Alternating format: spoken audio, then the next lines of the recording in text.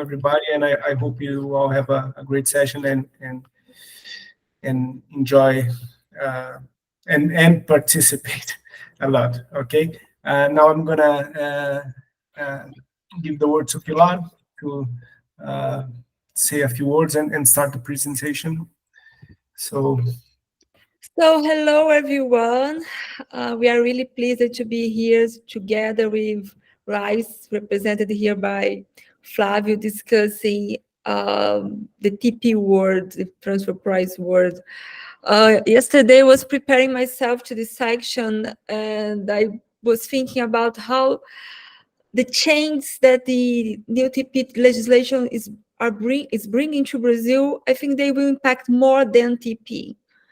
It's idea about substance over form, to pay attention on business, the idea of the commercially motivated reasons to have business. We already discussed that in other ways in Brazilian law, and we are against it. But somehow I think it's unavoidable that we will have to change the way we see the law, because the business are changing. So we are really pleased to be here trying to understand many relevant concepts that are in the TP law, but I think they will impact the Brazilian law in other ways. For this section, we choose to focus on the commercially rational manner. But just to give you an idea about our business in Europe, we also address other types of topics, and we like to call us a center of knowledge about taxation. Hans is a highly experienced professor and also tax advisor / controversy lawyer. He teaches in Maastricht University. That's where I met him. And he loves to share his knowledge, and I think that will be really interesting to see how he develops the discussion. Me and Flavio, we are going also to help to bring the discussion to Brazilian reality. And we count on everyone in this section to just bring ideas and topics and etc. that you think that could be relevant to this discussion. Hans? Pilar, yes? Yes, I think you can start. Well, let's do that. Welcome, everybody. My name is Hans van der Hurk. We have two topics today. The first topic is something which apparently is also applicable in Brazilian law after the change, commercial rational manner. We have a court case prepared, the Danone case, a recent case, which we are going to discuss, and with you are going to discuss what it means in practice and how to deal with, etc., etc. And the second topic of today is interest, is loans. And you have to know that since 2020, the definition of a loan hasn't changed, but the tax-wise perception of whether a loan is a loan did change a lot as a consequence of Chapter 10 of the Transfer Pricing Guidelines.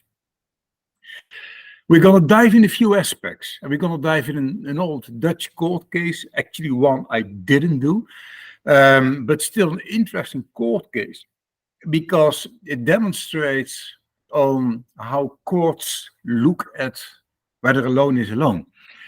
And that's the second discussion for today. As said, any questions, please do not hesitate to raise them.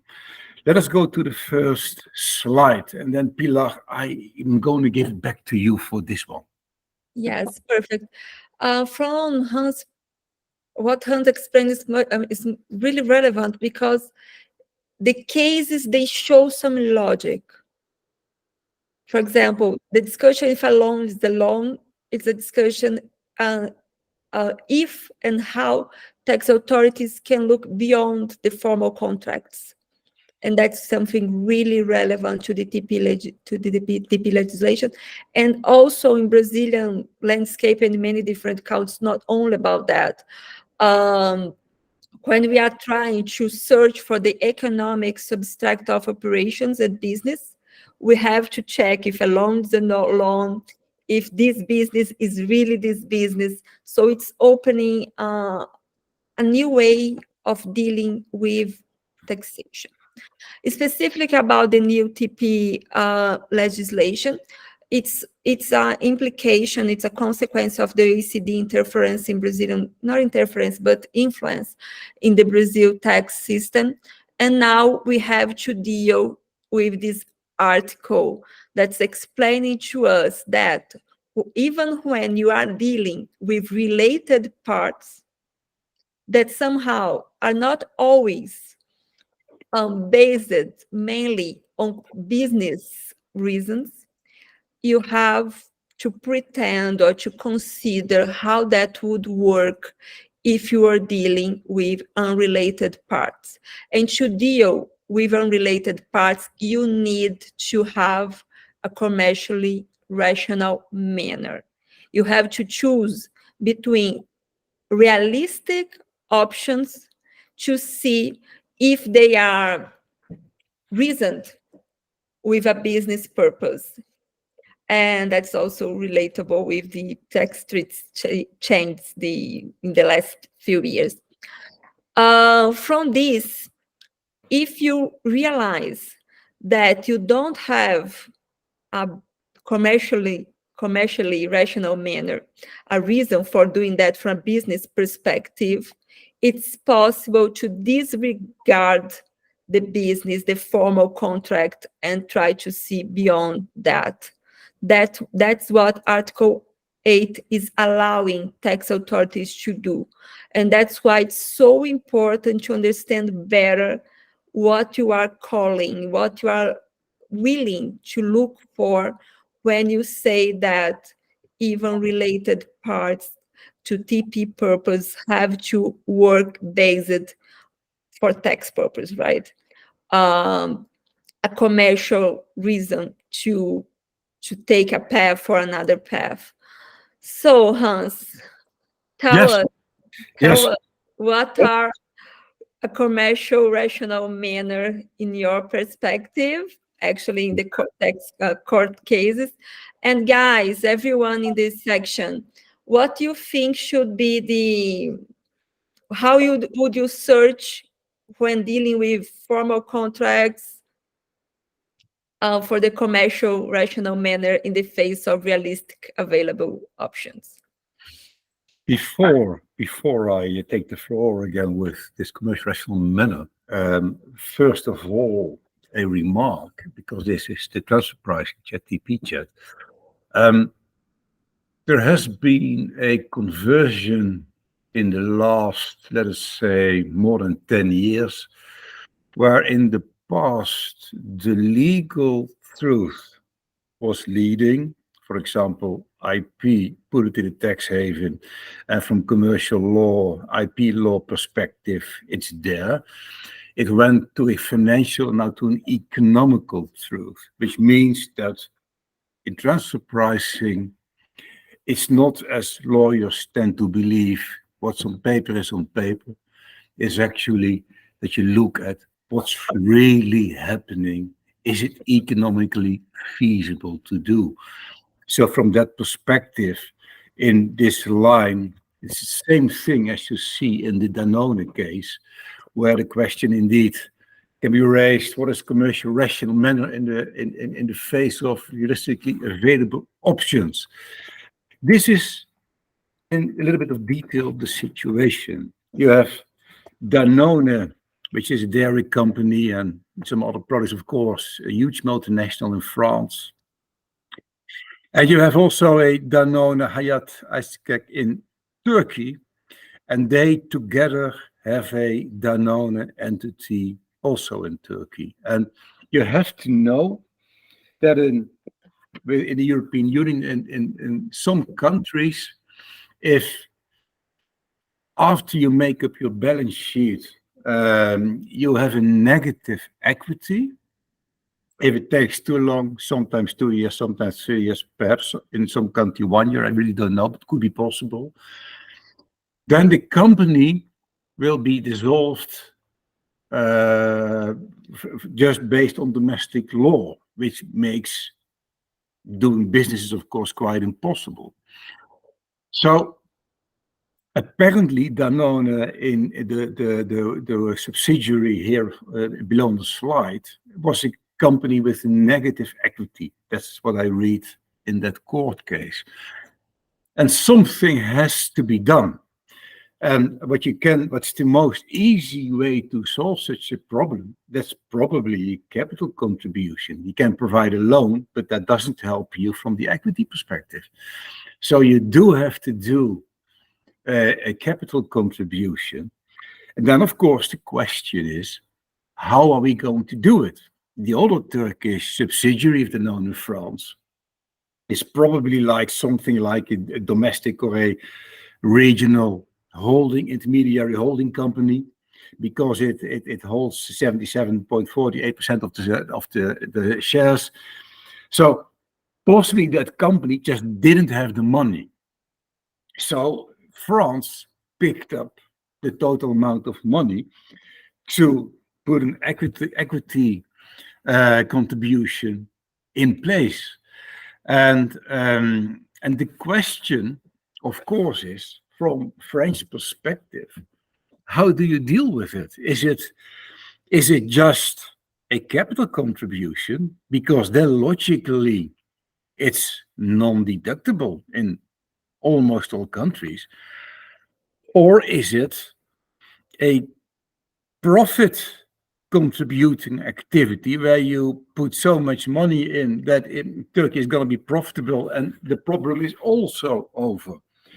And I'm not a specialist in French tax law, as you might imagine. But apparently this was what Danone said, possibly to get away from the question that it's actually capital contribution. So they have found a reasoning in Danone to see whether this contribution is deductible. And the whole court case deals with this. Anything you want to say about it, Pilar? Yes, maybe just to organize all the ideas. We had this Turkish company, and it had a loss. Apparently, under this loss, you had to dissolve the business, right, Hans? Yeah. And if you had, we just started the business in Turkey and now we have to dissolve the business. Not a good idea. And so the French company decided to put some money on the Turkish company. One of the questions is, what was this money you put inside this business? It's equity, it's a subsidy, because when you discuss what's the nature of this new flow of money, you are also discussing if it's deductible, if it's not deductible, if it was commercially valid to do that, if an unrelated company would consider doing that. So you have many considerations to do about the nature of this payment. And then we have some more information about this process, right, Hans? Yes. Let us go then to the next slide. But before we do so, it's about a loss of 40 million euros.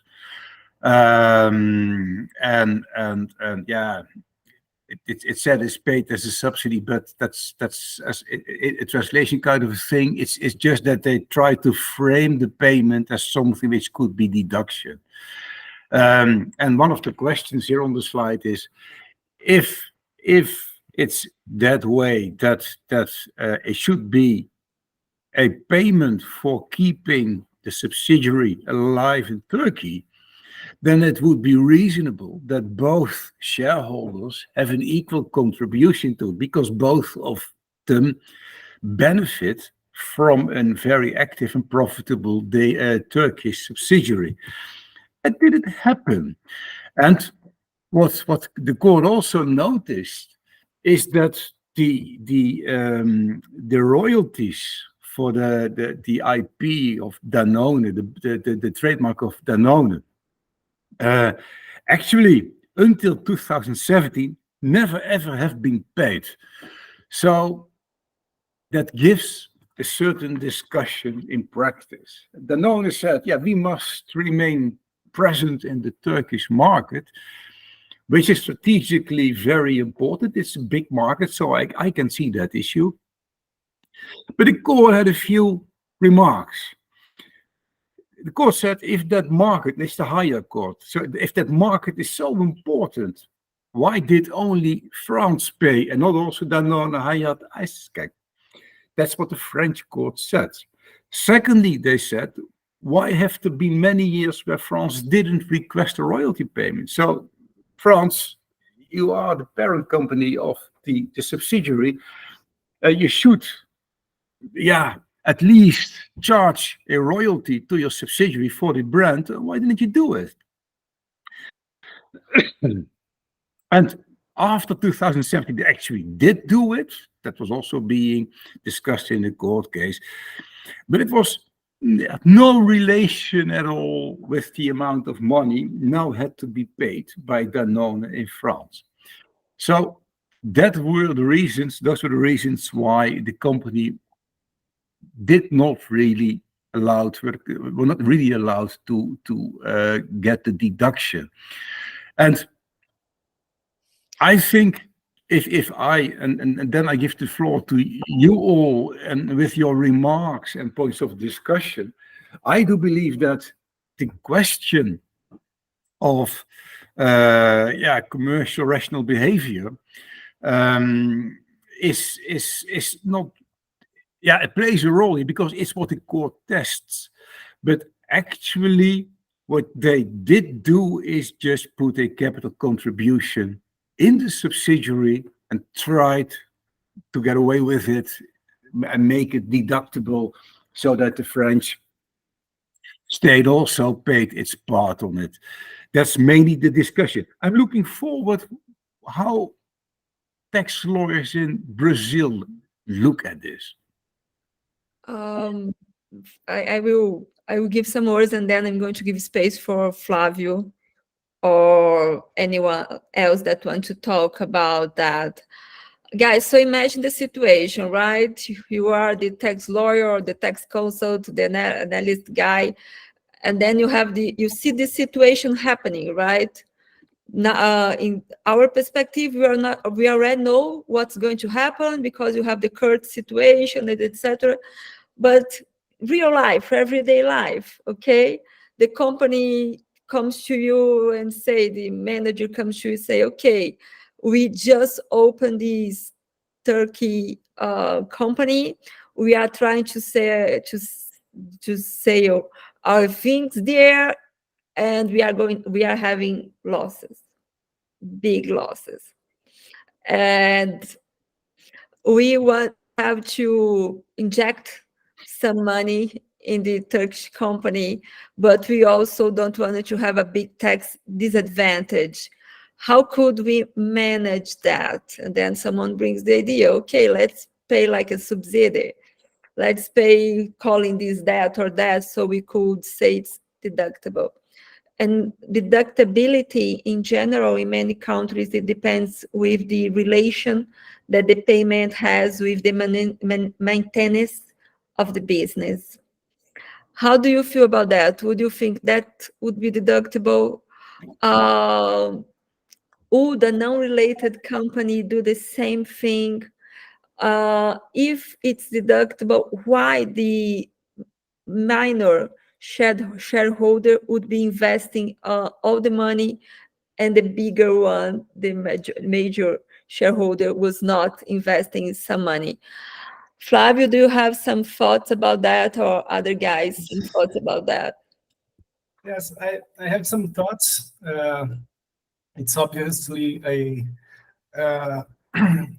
a very complex case. I mean, we could argue in different ways here, but what I think maybe would be a great point of analysis is really, and based on the TP rules, to think about this situation if these companies were in fact not related.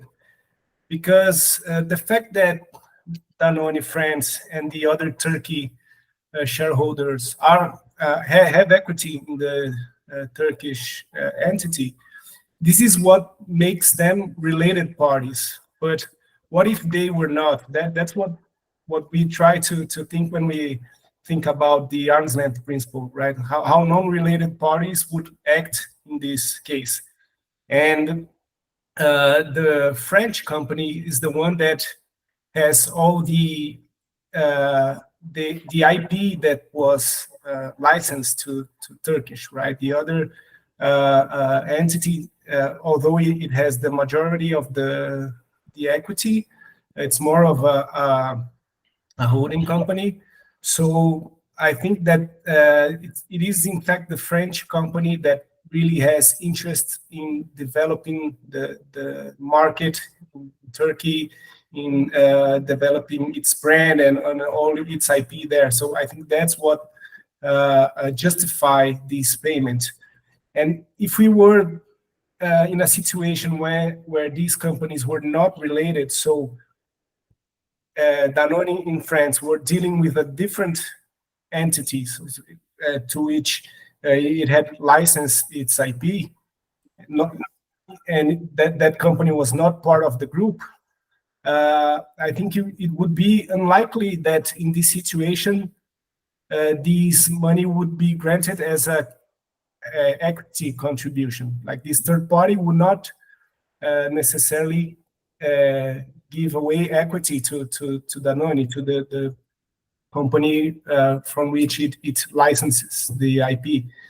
So thinking about how non-related parties would act in this circumstance, I think we can justify here what took place, and what would be the alternative. So we also talked about the realistic options. Yes, realistic options. So if they were non-related, what would be the options? If the business is extinct in Turkey, then the French company would probably need to find another partner or set up a business of its own.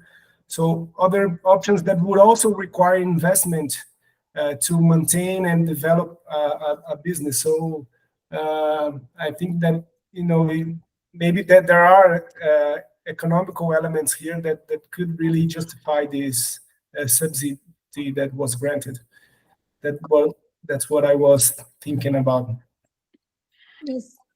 Let me think. It's this is let me go, because that was the remark you made, Flavio. Suppose that there would have been a third company in place. Hans, Yeah. Before we go to this slide, maybe we could address a little bit further the former one. Yeah, but this one, okay, but that's because Flavio mentioned the group and the third company. Let me just discuss this one. Let me go back to this slide.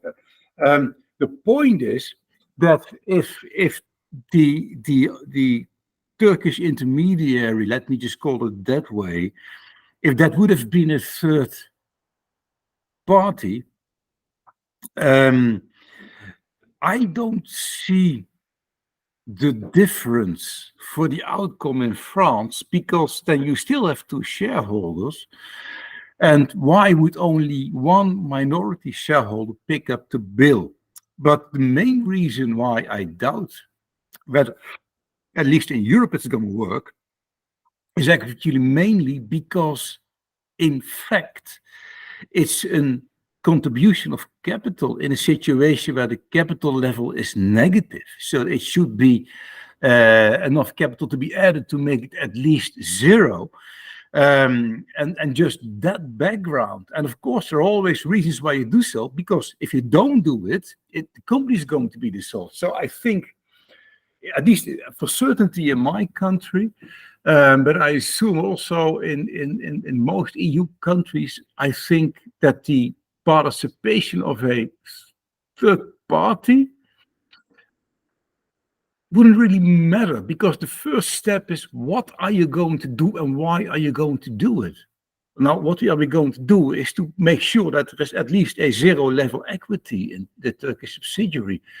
And why are you going to do it? Because otherwise the company is going to be dissolved. So in the next phase, I can imagine that you use that third-party issues are going to be used in the defense. But I think in the first and the second question, it's already a little bit like, it feels a difficult court case. Yeah, So, is everyone understanding this point? I think it's quite clear, but someone needs is willing to hear a little bit more about that, or it's clear that this situation would be hard to see if you're dealing with unrelated parts. And if it's okay, Hans, sorry that I interrupted you. No, not at all, not at all. Okay, then we go to this one. You raised a few questions, Pilar. Perhaps you can discuss those. Yes, So, the first question, when we are structuring this section, and we are always trying to consider Brazilian law, because in our example, the French company could be a Brazilian company, or the Turkish company could be a Brazilian company. The idea is bringing this topic to Brazilian reality. And I would like to listen. Maybe someone wants to talk. Maybe Caio. Sorry, Caio, but you introduce yourself, or Marcio, or other people or Tassiana. Would you feel that this payment could be deductible, considering Brazilian law, this definition of what's a deductible expense? I would love to hear from you guys. That's a study group, so it's really important if we have some level of interaction. If you don't feel comfortable about addressing that in English, you can speak in Portuguese, and I will translate for everyone in English. So I will give a minute and believe that someone is going to join the discussion. But if not, I will address the topic I prepared. okay, Yes. any remarks? Nobody? Nobody's brave. Maybe people are getting braver, more brave in the next sections. So, guys, when you go to the Brazilian tax income law, we have there the definition of what's deductible, right? And it's something like what's necessary and relevant to keep the business going, right? So yeah, it would be relevant to the Turkish company, but would be that relevant to the French, in our case, Brazilian company?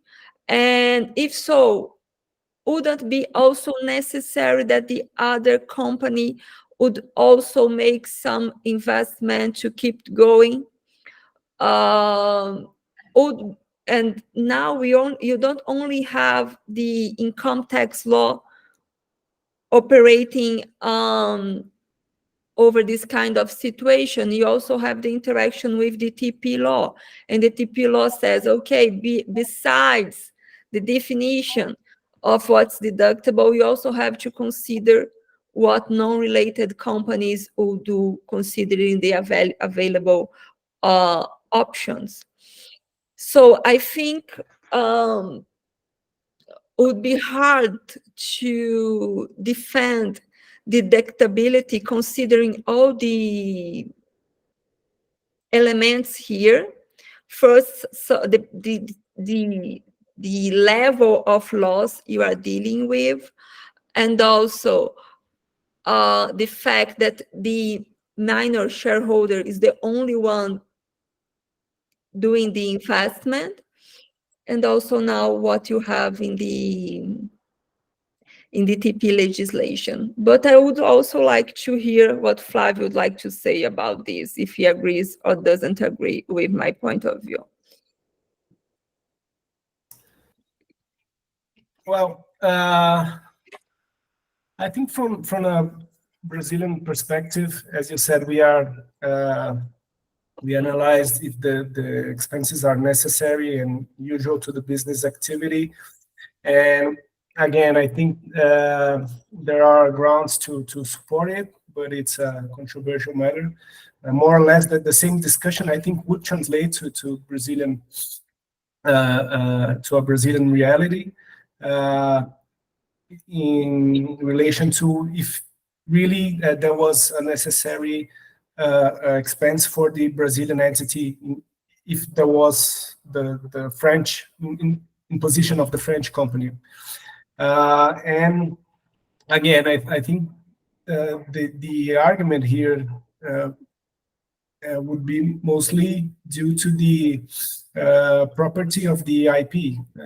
I think that's what would be, in my view, the argument against why didn't the other shareholder also contribute to save the company? Because if we are arguing that saving the company is necessary to allow for the market, the Turkish market, to be explored, and the IP, the trademark to be developed there and being established in the local market, then I think that the French company is the one that is really interested in it, since it has the property on the IP. So that's what I would lean to if I were in such a case in Brazil.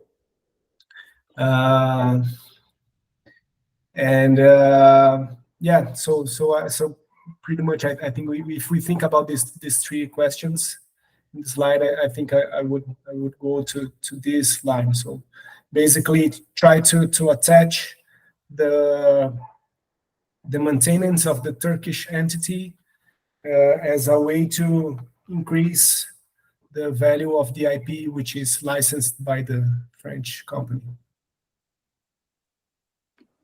I like your point of view, Flavio. Good one. Tax law is never black or white, isn't it? No, yeah, definitely not. We have more teasing questions in the following slide. Maybe we could play a little bit with that too.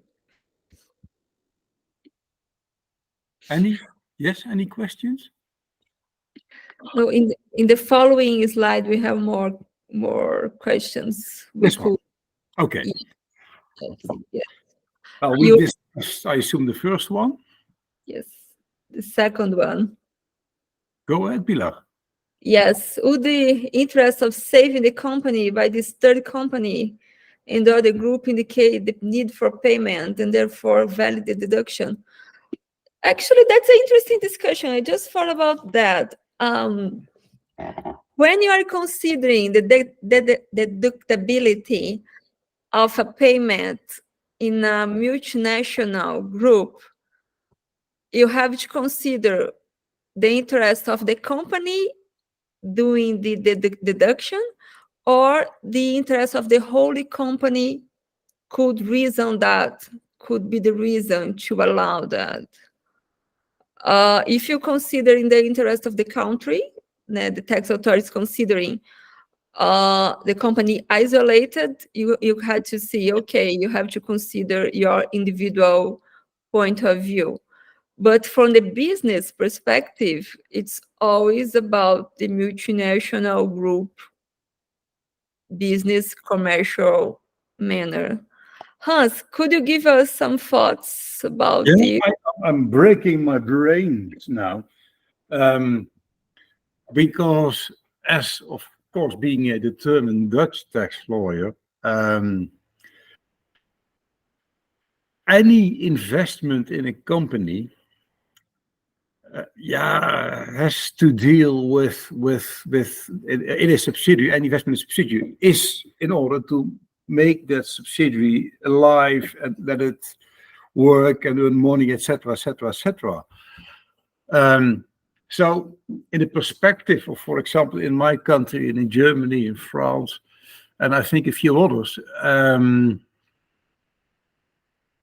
it is always like in which sphere can the payment be found, and if I would contribute money to my subsidiary, it depends, of course, on the title. If you put it as a subsidy, as it was done, then I can see that the company says, yeah, it's a subsidy, it's not a capital contribution, it's a subsidy.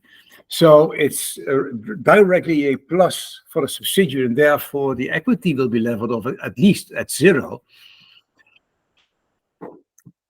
But then it's like, what is the real substance of the activity? Because substance is not just in an entity, but substance is also in a transaction. What is actually the purpose of the transaction? And if you then know that, for example, in the example Danone, there is negative capital, so the company is going to be dissolved.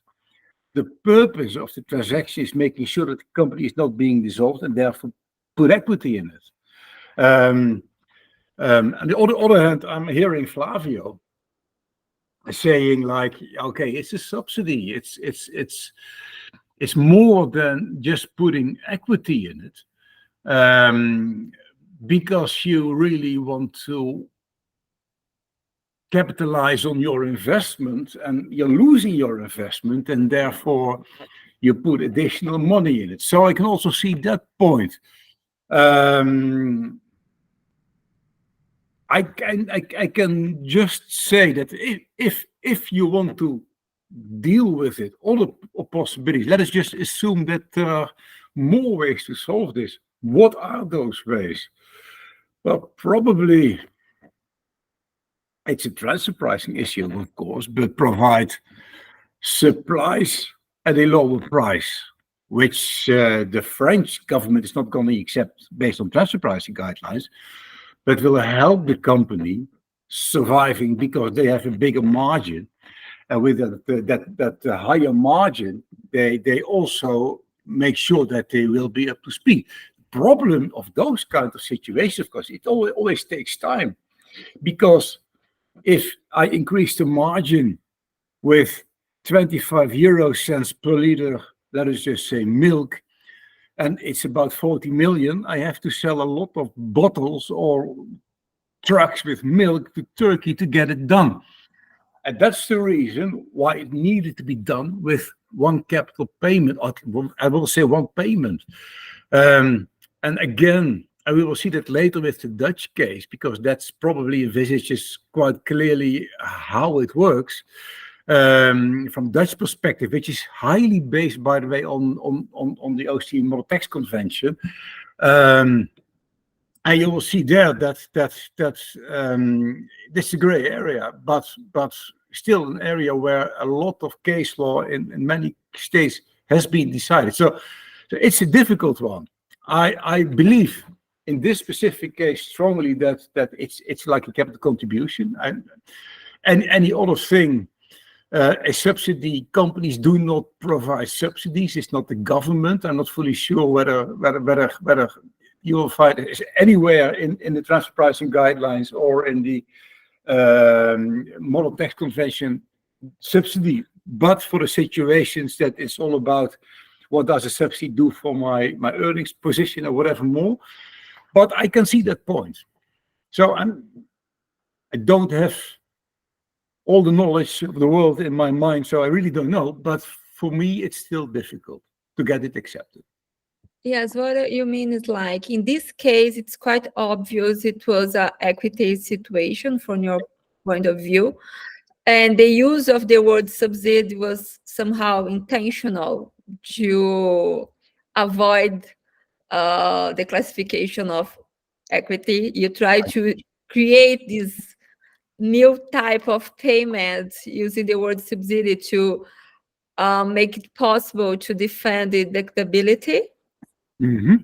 But in general, it's hard to see and discuss when the whole interest of the group would allow a payment to be deductible. That's what I understand from your point of view, right, Hans? That sometimes it will be a gray area if the whole business structure would allow the deduction from the perspective of an individual company, of or the shareholder or the subsidiary. Yeah, and you will see later when we discuss the Dutch cases, and the Dutch cases have been actually being part of what's now called Chapter 10 of the transfer pricing guidelines. You will now see how this demarcation of a loan and equity has worked in my country, and you will now be able to find in Chapter 10 of the transfer pricing guidelines. Yes, interesting. I'm not sure if we're going to get to the Dutch case because I think we got quite excited about this case and we are running out of time.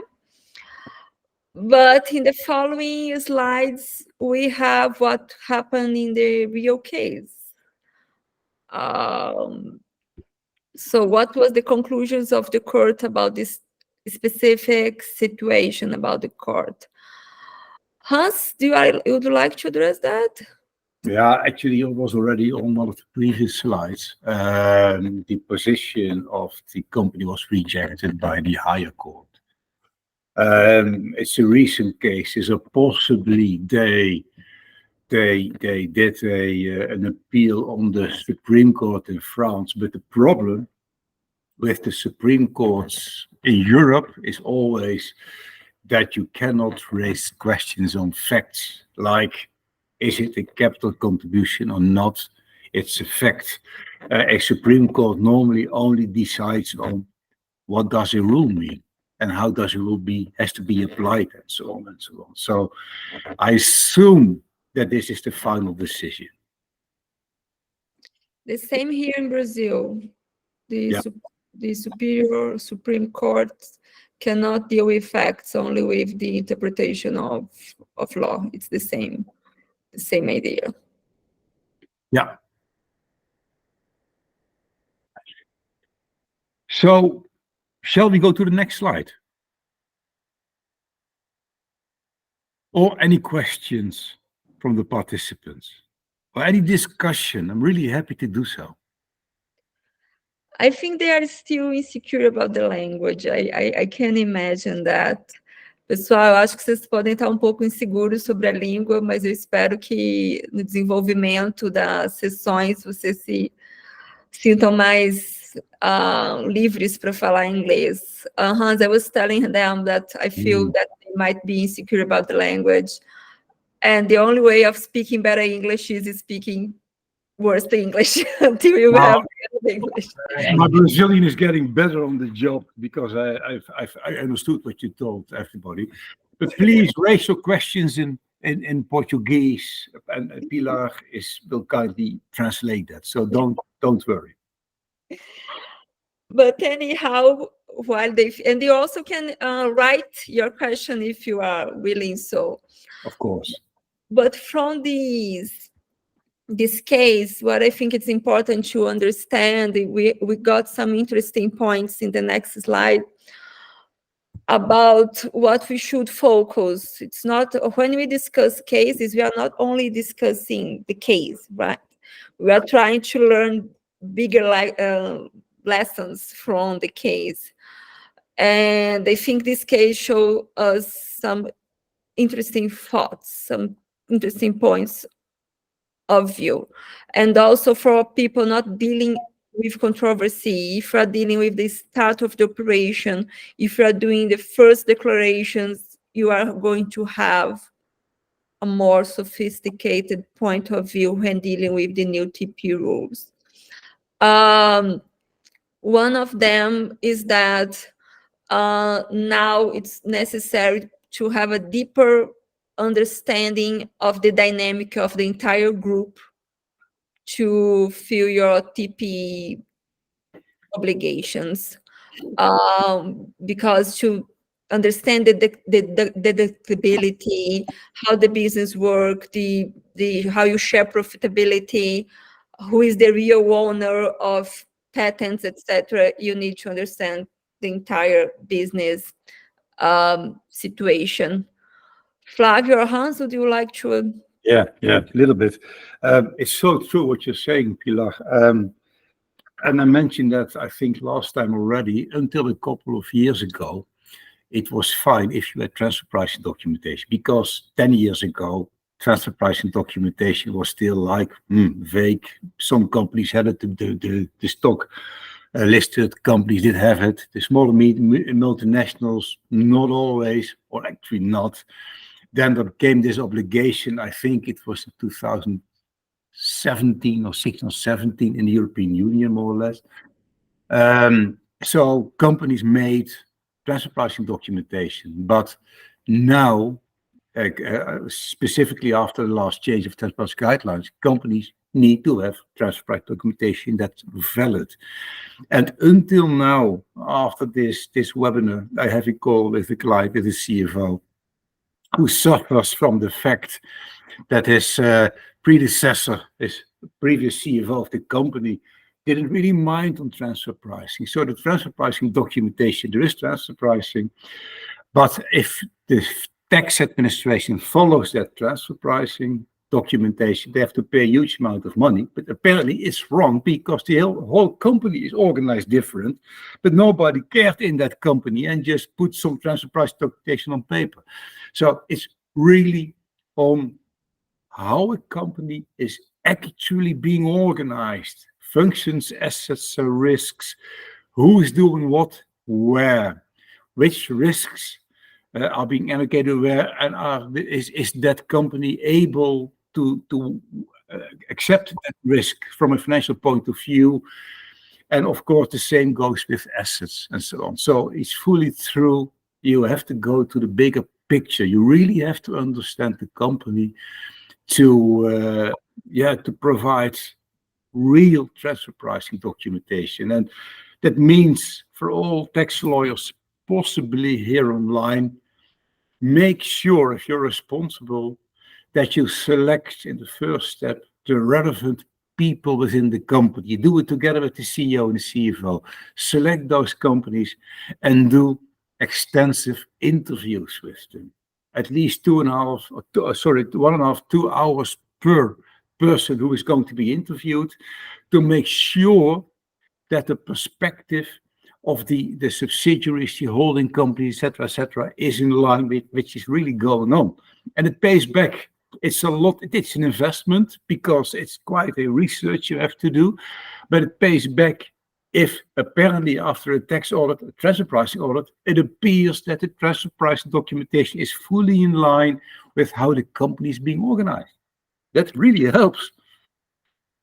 Hans, I would like to come back to this, and I think that could be our final point today. I don't think we're going to have time to address the other case, but Tassiana has a question. We are so excited. Yeah.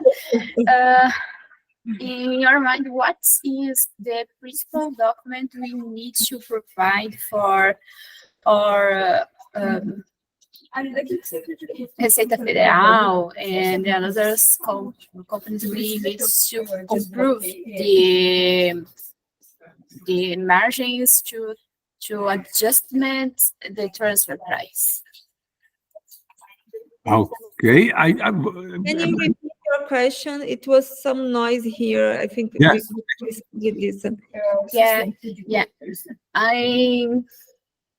in my mind, I need to improve the transfer price for Receita Federal, and we need to improve some documents to provide the numbers, the figures. And for last year, we have an invoice to adjust the transfer price. What's the document I need to send to Receita Federal or other organizations to provide this number? Okay. I think it would be necessary to give a little bit some idea about your type of business. Just a quick idea. You said before, but I'm sorry, I don't remember. It's hydraulica? Yeah, we can speak in Portuguese. Please, translate. Ok. Assim, o que acontece? Ano passado, a gente já fez um ajuste baseado no estudo que a gente fez dos... It's a little bit noisy. It's a little bit noisy. I really don't hear the questions. She's going to speak in Portuguese and I will translate. Okay? I'm not really sure what's happening, but I hear many voices to each other. So, again, Pilar, please, again, what did you say? She's going to speak in Portuguese and I will translate for you. Yes. Go, Tatiana, go, girl. Ok. Ano passado, a gente fez um estudo de toda a questão tributária, se valia a pena ou não para a nossa empresa fazer essa mudança, essa antecipação, né? Então, ano passado, a gente já teve, inclusive, até invoices para ajustar o transfer price, tá? O percentual que a gente chegou nas comparações das empresas. Que tipo de documentação que a gente deve usar para comprovar isso para a Receita Federal?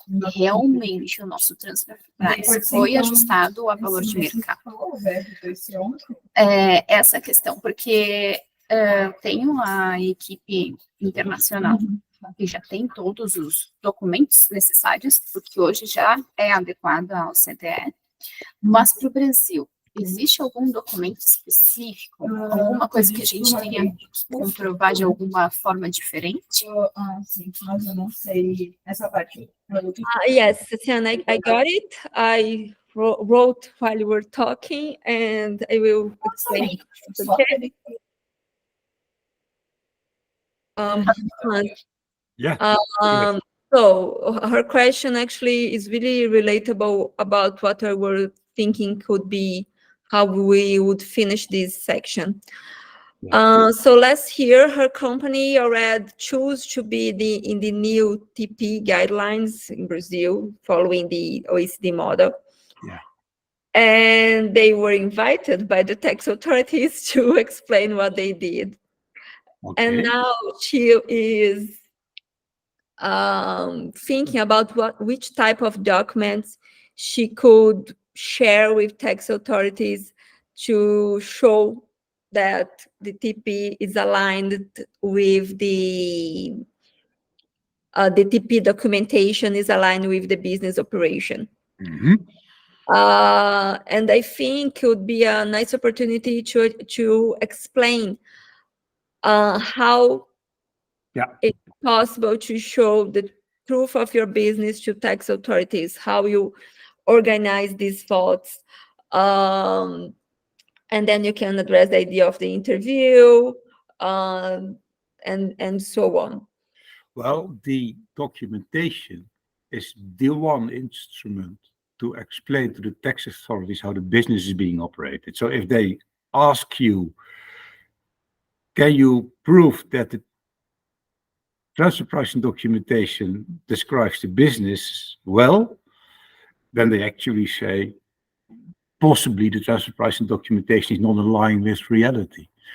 In the European Union, in all member states, it's obligatory that, and by the way, in OECD, it's also obligatory on the transfer pricing guidelines that You have that master file, which describes the full picture of the organization with all the subsidiaries, etc. And you go in a little bit more detail to the local file, but that's possibly formality. I can imagine that the tax administration did not really, or are not really yet up to speed with what it means with transfer pricing documentation. And therefore they ask you to, after having posted that documentation, they ask you, okay, is this documentation describing how the company is really working? In principle it is, because that's the reason why you make it. Whether it's fully correct is in the European Union, let me just speak about those 27 states, is a matter of having a tax audit, a transfer pricing audit, where the tax administration steps in and looks at all kind of variables like what are the profits per profit center, what is the profits in non-profit center, an R&D center, or whatever more. So I'm not fully sure I understand the question well, but the question from the tax administration, whether the documentation describes the business, yeah, if it's not, it's bad documentation. So let me just, because that's the function for documentation, to describe it perfectly well. Okay, thank you. And I will try to help you a little bit more, okay? And I will speak in Portuguese, because maybe it will be easier to you. First in English to keep Hans in the business, and then I'm going to speak something in Portuguese. The TP guidelines, or the TP guidelines, they say something like that. The documentation is really relevant. The master file, local file should really describe the operation, etc. But it's possible that the tax authorities look on that and say, that's not true. You have to show me better. And then you have to show how your business work, right? In Brazilian perspective, you are used to show the invoices, maybe some contracts, agreements, and etc. And in the former TP model, that would be maybe enough. But in the new TP model, you have to show more. Sometimes you are going to have to show agreements about, not only the agreements about the transaction, but how the business work, the dynamic between the companies, the labor contracts that show what, for example, this person is working here, that's because it shows that this part of the company, or this company of the group develops this kind of activity. So you have to think from a bigger point of view in documents, business dynamic, financial transactions, etc., that can help you to show that the local file and the master file, or the obligations Brazil is asking, really reflects the business structure.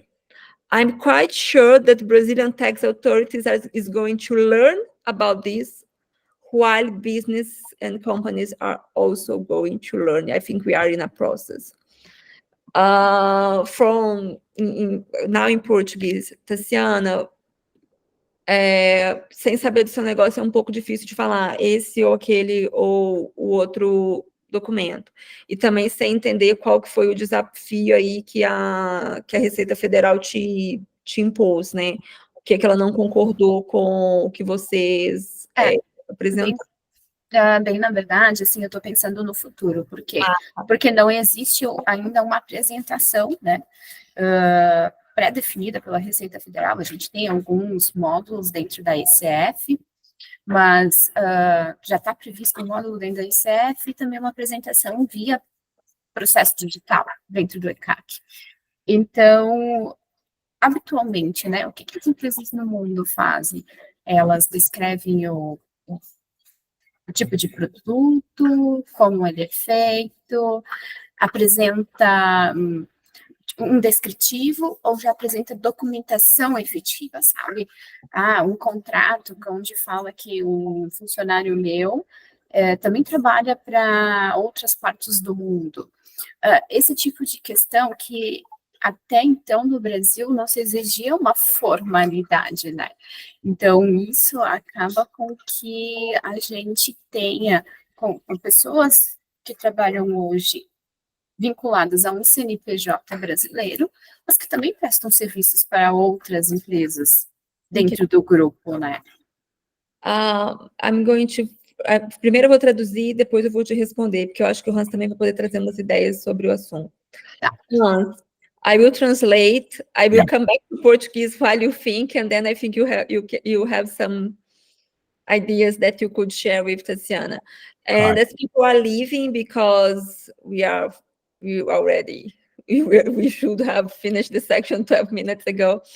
I think we could show with everyone in the next section how it works in real life in other countries. We could take a model of what other countries ask companies to do and then share. I think that would be really nice, and we have something like that. But the problem is, for her, Brazil doesn't have a local file and a master file full organized, prepared, so she could go there and put all the ideas structured. And considering that she's a little bit scared about what can happen in the future. Tatiana, no mundo, esses dois documentos, o master file e o local file, eles são a base. Mas as empresas, as empresas contam a historinha da vida delas nesses documentos. E quando chega as fiscalizações, pode vir até entrevista para entender o que uma pessoa faz de verdade. Você pode ser obrigada a demonstrar os contratos de trabalho, porque, como você falou, as dinâmicas, e o contrato pode não ser suficiente, já que você tem entrevista, dinâmica real de trabalho. Onde que essa pessoa mora, porque você está dizendo que ela faz isso? Quanto tempo ela fica relacionada com essa parte do grupo ou não? Então, em termos de prova, é muito mais sofisticado. O ideal é começar um processo interno de organização, como o Hans comentou, conversando com as pessoas, escutando as pessoas, organizando a documentação e o diálogo nas primeiras entregas para evitar problema no futuro. Hans, I just addressed with her the relevance of doing interviews, aligning everything from the beginning, having documents that show reality and explain the reality and etc. To address that. But I think we could come back on this in the next section. And yes, certainly we can. Yeah. And now I will let Flavio and Caio talk. Okay, are you here? My question is about the documentation. A tax layer contentious, and I was thinking about something like Tatiana. We are helping our clients to compose the master file and local file, but something is very different in the Brazilian perspective and the other country that we use to work. Because here in Brazil, we use for all documents, write pages and pages are very extensive. But sometimes we use to receive the documents of the other countries, very, very simple with 1 or 2 pages with another, how can I say, so pragmatic documents. And here in Brazil is very different. And I like to hear you talking about this difference. I think Brazil needs to not to adequate the laws, but to the documentations and this manner of work. Yeah. it is a difficult situation. Actually, what should be, and the models of master file and local file can be found in the transfer pricing guidelines. So whenever you get a local file at a 2-pager, I think it's a little bit not according to OST standards, because a local file doesn't give you the broader picture. But suppose you work on a client which is a subsidiary of a Chilean company or something like that, and and in Brazil you need to provide a local file to the tax administration. It begins with all the cross-border transactions between Chile and Brazil. All of them should be mapped, should be discussed, and with a few exceptions, a lot of countries want you also to provide benchmark studies whether the intra-group transaction is at the correct level. So, and if you look at that, it's impossible to do it on 2 pages, perhaps only in a situation that there is no transaction at all. But there will always be a transaction. Because, for example, if the subsidiary attracts a loan from a local bank in Brazil, possibly the Chilean headquarters have to sign also because they're responsible or whatever. That is already a transaction. That's also something you have to put in your transfer price documentation. So what we see internationally, that in some regions of the world, problems are being created. For example, in the Netherlands, we know that whenever there is an Indian multinational from India, holding, let's just say, a group file in the Netherlands or a Dutch group, they all refuse to share the master file. And as a consequence, the local file, the transactions possibly have been described. So assume you have India and you have a Dutch intermediary holding company and a few companies below. There is no master file. So the Dutch tax inspector then says, okay, I want to see the master file because I need to know whether the transactions between the Netherlands and India are correctly priced. And I want to audit them all. And that's really an issue. Because all tax inspectors want to see all cross-border transactions. If they are very limited, write them down. Demonstrate that they are limited and demonstrate, write down why it's not really valuable. And the OST transfer pricing guidelines, they say if it's non-variable, you can just work with a plus of 5%. So in the local file, you have to map all the cross-border transactions and the pricing, and of course also the method you use for the pricing. It's a comparable and control price, it's the cost plus. If it's a cost plus, why did you choose for the cost plus? There's no hierarchy, but you have to motivate why you did the things you did. And that can never be done on 2 pages. Normally we see just a local file, many pages already, let alone a master file. It's a lot of paperwork. Unfortunately, I strongly believe OST should do that differently. Because whenever you see a total file, master file, local file, you see again and again, every transfer pricing specialist will copy and paste the main parts of it and so on and so on. You're reading and reading and reading. Oh, I read that already for the 4th time. You know, because it's the basis of the model. But it's, 2 pages cannot be good. Thank you. I think we are going to the right way. You're welcome. Yes, Flavio? No, I was gonna say something about the documentation as well, but it's pretty much what's being said. In summary, I think that when you start your TP study and you prepare your function analysis, your comparability analysis, all these documentation is the basis that you must have, and with which you will work to fulfill these obligations, the master file, the local file.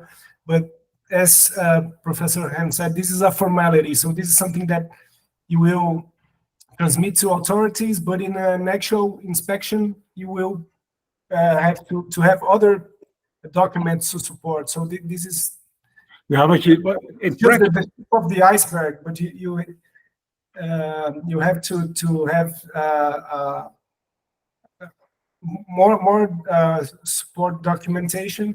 And even if we take a look at the Brazilian regulation, there are cases where you are not obliged to deliver the local file or the master file, but that doesn't mean that you don't have to do the TP study and have all the documentation to support.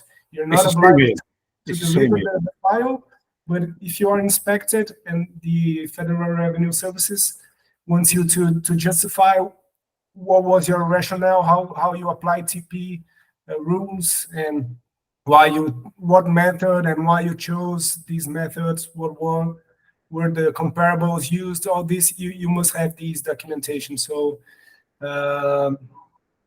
I think that the basis of everything is really that the first study where you gather all information on the business, you have interviews, you have agreements, invoices, everything that shows where the functions, the risks, the assets are located, why decisions were made, the way they were made, how they compare to transactions between unrelated parties. That's the essence of the TP rules. In the Netherlands, we see that the tax administration is quite flexible because it's never black or white. There is no company which has correct transfer pricing documentation in place. It's non-existent, simply because there are always things vague, and you can get a discussion on documentation. So what we do whenever we have a transfer pricing dispute, as we have now 2 pending, we always the idea to find a solution with the tax administration, and they are willing to discuss it because they know it's gray. And normally they say, okay, we want to see that, we want to see that. Let us depart from that perspective in finding a solution.